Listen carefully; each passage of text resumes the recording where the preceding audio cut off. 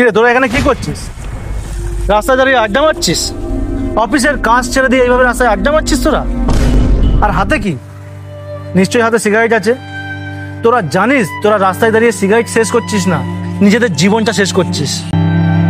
তোরা একবারও ভেবে দেখেছিস তোদের যদি কিছু হয়ে যায় তোদের পরিবারের কি হবে, তোদের বাবা মার কি হবে?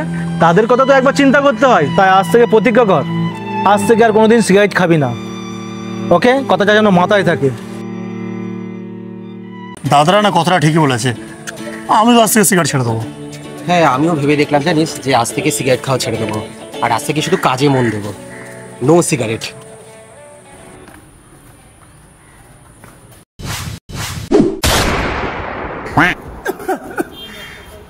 বোকা চোদ।